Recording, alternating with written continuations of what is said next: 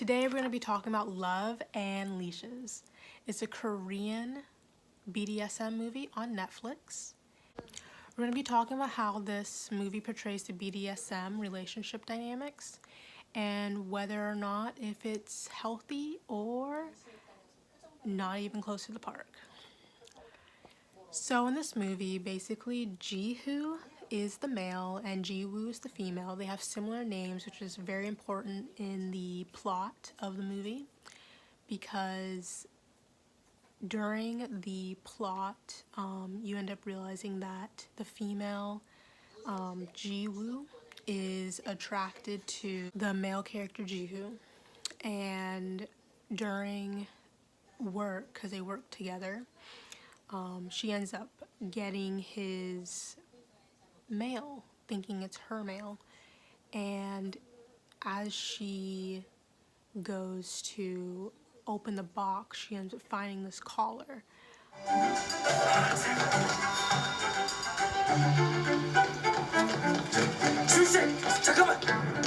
She gets more and more intrigued by this man as the movie goes on. What I like is that in this film, the female, she is very dominant in her life, and she ends up being dominant in the relationship as well because he is a sub. And what is also interesting is that she is very new to the community. She doesn't really know much about BDSM, so she does her research, and before really diving into it, she really looks into it and ends up figuring out whether if it's for her or not. And the male character, he gets really kind of pushy with the wanting her to be his dom. 지우 씨 혹시 제 주인님이 돼주시면 안 될까요? 그건 사귀고 싶거나 막 그런 게 아니라 그냥 순수하게 주인님만요. 순수하게요? 네, 지우 씨 같은 사람이 주인이라면 좋겠어요. And that is pretty usual for males as subs to do. They can be pushy from time to time.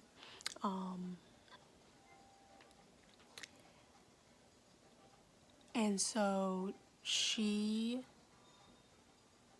of course, thinks about it, researches about it. What's really nice about the relationship is that she ends up drafting a contract with him that benefits both parties. It's a 3-month contract for them to explore this dynamic that they have. During their contract phase, him and the main girl, Ji-hoo and Ji-woo, they end up going to this area, this kind of public area restaurant, and she ends up cuffing them together. The main girl ends up cuffing herself to the main guy, and they're just in a very kind of hidden way, so it's not really well seen by most people, so of course you won't be embarrassed, and so she has to end up feeding him, and this couple ends up seeing her feeding him, and they get kind of jealous, and during this point, the main girl, Ji-woo, her friend, is also going on a BDSM date as well. And so her friend ends up going to a dungeon, and this male figure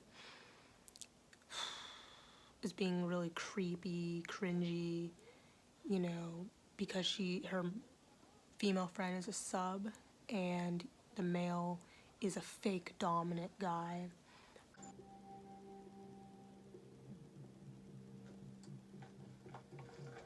Forcing her into a non-consensual situation, which is very traumatic, You know, I've had that happen to me as well. Understanding what the friend went through, I love how they put that part in the movie, showing the dangers of the BDSM community and how there are fake dominant males who don't care about the other person's needs, desires, wants, safety. And it's very traumatic. What I think this is very important is because there's a lot of like fake doms out there, and there's usually no set upon like contract or agreement or talk about people's preferences beforehand. And I love how she does her research and looks into different things in order to understand more about this dynamic and about the BDSM community. As the contract goes on, you get to see how much care she puts into the relationship, and you end up learning also about the male character's past relationship and how he holds shame about his his love of being a submissive, and his past relationship, it was very toxic. She shamed him, saying that, is this because you have past trauma? Instead of trying to understand that it's just something that he just enjoys in order to just express himself in that way, in a kind of just an expression of him. And it's very disappointing that his ex was this way.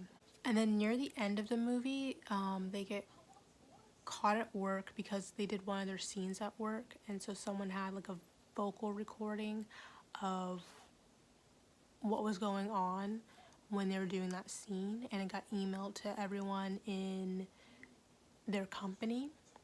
And so they end up getting in trouble by the managers, and the managers are trying to figure out if he like likes her or not, admitting yeah, he does love her. And they end up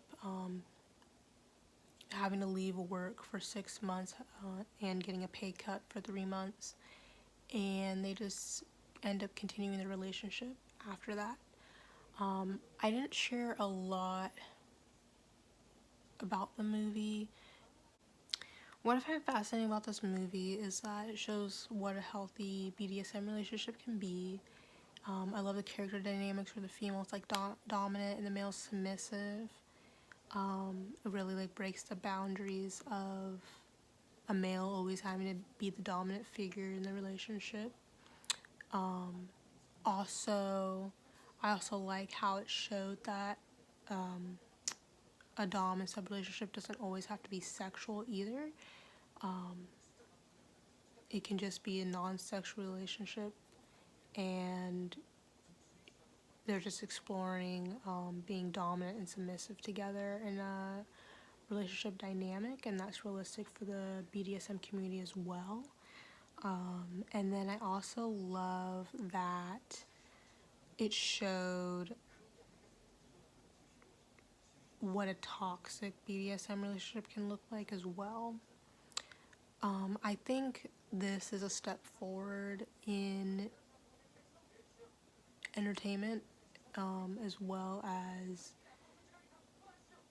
information about the BDSM community in an entertaining format, because it really shows the spectrum of what a BDSM relationship could look like. If you want to check it out, go check it out on Netflix. I think it's a really good movie to check out in order to understand more about like BDSM, the healthy side, the negative side, the problems that can ensue, and am really surprised that even in the Korean culture, like I wonder what the reaction to this movie is. Is it even like shown in Korea on Netflix? That would be interesting to know as well. And I think it's a really cool film to check out. So go check it out, and thank you for watching. Bye.